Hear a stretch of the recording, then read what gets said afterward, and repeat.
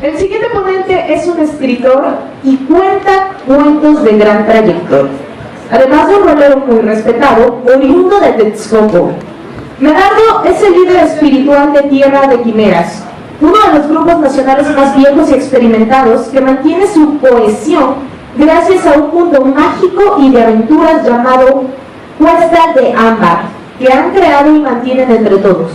Y hoy envían a su campeón para deleitarnos con letras y dados entre el rol y la novela. Por Medardo Landón Maza Dueñas. ¿Puede pasar, por favor?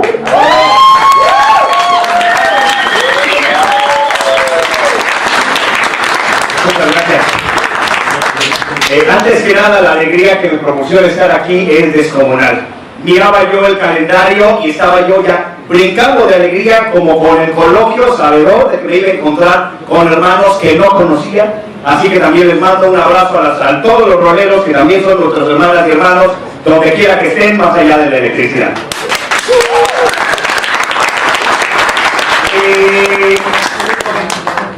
En efecto, como escritor, me parecía que podía resultar pertinente compartirles un pequeño encuentro de estos dos universos, un lugar y un momento donde ustedes como roleros pueden llegar y escribir libros tranquilamente, porque no es tan difícil, y eso es justamente hacia donde me dirijo.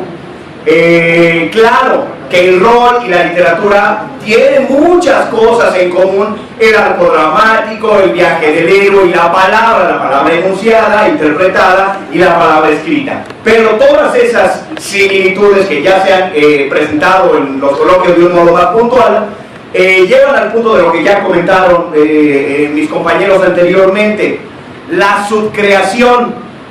Y la subcreación, decía Tolkien en su ensayo sobre los cuentos de hadas, gira primordialmente sobre la verosimilitud. De algún modo el escritor o el Dungeon Master tiene que, a partir de estrategias muy concretas, llevar a cabo un impacto sobre el lector, sobre el jugador, que dice: así, este pequeño anillo de oro es de lo que depende el destino del mundo. O así, ese ojo que flota con otros tentáculos, con ojos, me va a matar, ¿no? Tenemos que creerlo. Y decía Edgar Allan Poe, todo es recurso y efecto. ¿Cuáles son entonces, primeramente, los recursos más comunes de la literatura que pasaron al cine, ahorita los verán, que normalmente utiliza un Dungeon Master? Muy rápidamente los identificarán. Las estrategias discursivas en la teoría literaria son narrativa, diálogo, monólogo. La narrativa está presente, así estén contando un chiste o un chisme, ¿no? Suceso de eventos, fácil, punto, palomita. 2, el diálogo, pues no puede existir el rol si no tenemos dos personas que estén intercambiando mensajes, punto y palomita. Pero cuando llegamos al tercero de estos pequeños niveles es cuando nos acercamos ya a un Dungeon Master, que ya sea por otros Dungeon Masters en contagio, ya sea por su contacto con el cine, con la literatura, comienza a experimentar otras cosas: el monólogo. El momento en el que el Dungeon Master, además de soltar el mazazo del Buster Boober para aplastar, nos comparte un momento de la infancia torturada de ese Boober que cree que los Halflings son una especie como de coco que le roba las cosas y aparecen apuñalándolo atrás.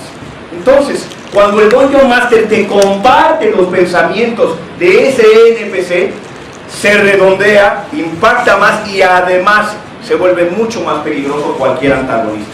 ¡Chin! Al caballero negro le pica de entrepierna con la armadura. ¡Aguas! Ese pequeño detallito lo solidifica en verosimilitud y hace que el monstruo con un hit point sea igual de peligroso que este. Luego entonces, también de parte de los jugadores, cuando además del jugador de exponer su turno, ¿cuántas veces ustedes no llegaron a ese momento en el que su turno consistía en compartirles lo que ustedes sentían? Y cómo, como abrazados, como vampiros, odiaban y amaban al mismo tiempo su sociedad y quién los había abrazado. Y entonces ese instante de monologar y de compartirnos le da una profundidad a la mesa y a la circunstancia que proviene entonces de la literatura. Continúo. Ya aquí están las básicas, y estas las puede aprender cualquier jugador y cualquier Dungeon Master viendo a sus coetáneos. Luego, el siguiente nivel es el manejo del tiempo. Y decía Marcel Proust que toda novela es, al final, una máquina de tiempo, con 3 velocidades: adelante, atrás y pausa. Atrás está fácil, ¿no? El flashback. Miramos hacia atrás en el flashback, o análisis, como se le dice en literatura, y entonces se levanta el caballero, y cuando le duele la costilla, el Dungeon Master o el mismo jugador puede decir: bueno, es que cuando era joven, en el primer torneo en el que estuvo, le dio un lanzazo en el costado. Ese momento en donde nos vamos al pasado, comenzamos a contar los antecedentes del personaje y que comienzan a enriquecer la posibilidad de la narrativa. O lo contrario, más raro, pero posible, echar la cámara hacia el futuro y decir: y se volvieron a encontrar a ese orco dandy cuando solo quedaban 2 de la compañía. Y 2, pero si somos 8. No, hay ya una propuesta narrativa en el Dungeon Master de lanzar una idea a futuro y saber que esa, como profecía, está narrativamente en la puerta. O poner pausa de pronto a la mitad de la narración y contar las costumbres sexuales de los dragones cuando entran en la atmósfera, porque están prohibidos los botones en un reino. Es el momento donde uno para la acción para enriquecer el contexto que nos rodea. Y curiosamente esa pausa también puede utilizarse a metajuego, cuando en un momento de tensión hacemos la pausa para ir por la botana o para ir al baño. Esas pausas también pueden servir para enriquecer el momento de un impacto narrativo. Entonces, tenemos el primero, uso del diálogo, del monólogo, y después este asunto del manejo del tiempo, hacia adelante, hacia atrás y para. Pero hay además otro nivel al que irán explorando los Dungeon Masters en estas circunstancias, que es el manejo del tono, del subgénero literario. Es decir, si nos acercamos a una aventura de Cthulhu, sabemos que el beholder no te lo vas a encontrar en la primera puerta. Sabemos que toda la trama va a girar alrededor de la tensión, alrededor del misterio, alrededor de que no haya nada claro. Y si al final, en algún momento, se asoma uno solo de los ojitos, llegó el momento de la demencia y del final. Sabemos que estamos jugando eso. Estamos jugando a lo que uno puede añadir rápidamente: haz una película de terror. Bueno, sí, pero esas tensiones dramáticas provienen de aprender en qué tipo de historia estamos. Una historia de amor. Una historia de amor, así hablemos de Dragonlance o de Popocatépetl y Iztaccíhuatl, es un triángulo amoroso, lo utilizan todas las telenovelas. Si hay en su campaña una situación amorosa, va a haber un triángulo de amor, sí o sí. Si estamos ante una campaña fársica, es que, como en la teoría del teatro, estamos poniendo atención en los defectos de un personaje o de un jugador, ¿no? De pronto llevamos al ridículo una actitud muy soberbia, una actitud muy necia, una actitud muy descuidada, la arrastramos al ridículo y terminamos en carcajada. Lo sepamos o no, esto es teoría literaria respecto del teatro. Y también la épica. La épica gira alrededor de la teoría escandinava del valor, que es: me estoy enfrentando a algo que no tiene vuelta atrás y me va a derrotar. Pero, como dice Theoden, no solo en el libro, sino también en la película, muy bien rescatado ese momento: ¿y por qué se va Aragorn y los demás? No, pues es que creen que no va a haber victoria en la batalla. No va a haber, dice Theoden, y en la película allá atrás un gordito, como volví a verlo así, no va a haber, pero los enfrentaremos en el combate sin importar qué. Entonces, en eso se basa la teoría de la épica. Hay un enemigo que no podemos vencer y nosotros vamos a hacerle frente aunque no haya esperanza. También muy parecido a la situación del mexicano frente a la política, si ustedes lo observan. Pero entonces, estos niveles son niveles que el Dungeon Master no solamente va aprendiendo para sofisticar la narrativa y generar verosimilitud, y esta verosimilitud, entonces, todos estos recursos, se sepan o no, provienen de la literatura. Ahora bien, hay algunos otros elementos que, ya dependiendo el tipo de escritor, que a ustedes les gusta seguramente podrán utilizar. Si ustedes son amantes de Game of Thrones, seguramente tendremos las mesas de descabezados y también muy probablemente también lo vayan a disfrutar ustedes. Así que les voy a compartir una pequeña técnica literaria, gracias, muy amable, proveniente de Tolkien. Y ya que se trata de letras y dados, me voy a permitir leerles un fragmentito que es parte de la ponencia que presenté en el coloquio hace unas semanas.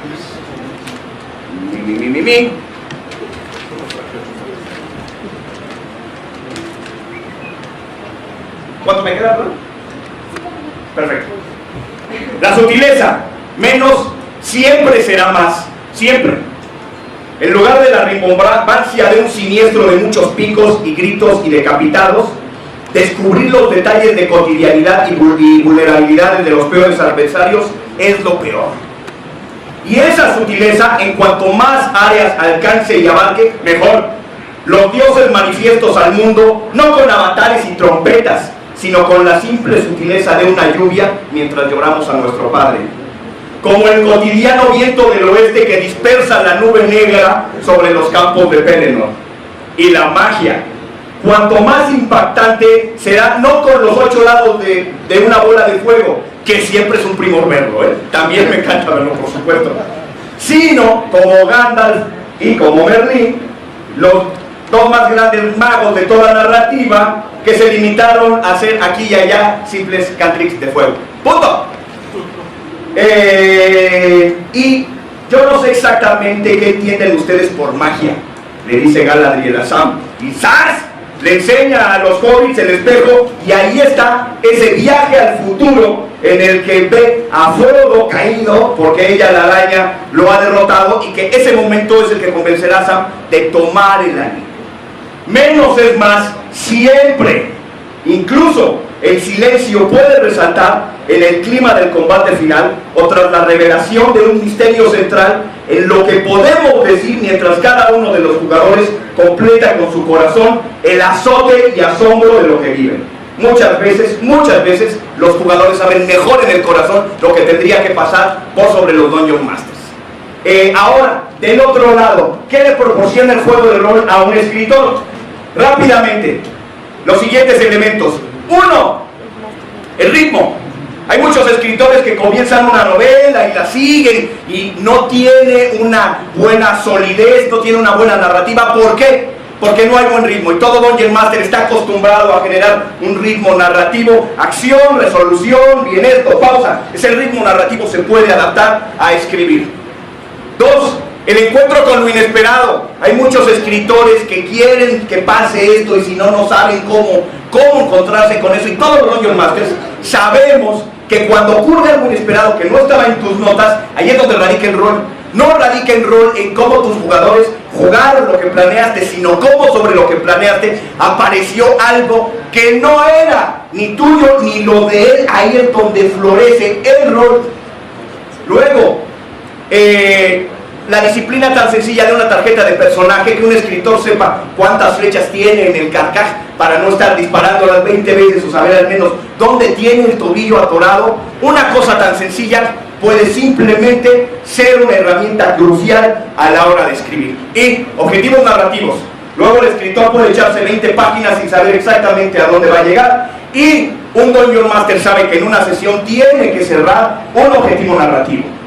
Concluyendo entonces, observen ustedes cómo esas jugadas que se les quedaron implicadas en el corazón tenían un poco de todo. Había monólogo, había juego con el tiempo, y había al mismo tiempo farsa y terror y amor y épica, porque así es nuestra vida corresponde a todo eso. Y el escritor que salga de ser Dungeon Master puede hacerlo sin necesidad de talento, con pura disciplina. Agarren el mito de esa condición humana, de lo que más nos impactó, de la mesa en la que jugaron, y pónganse conscientemente a implicarle todos los demás recursos que ustedes utilizaron, y verán cómo ahora no su jugador sino el lector será quien lo completará y se les quedará por siempre en el corazón.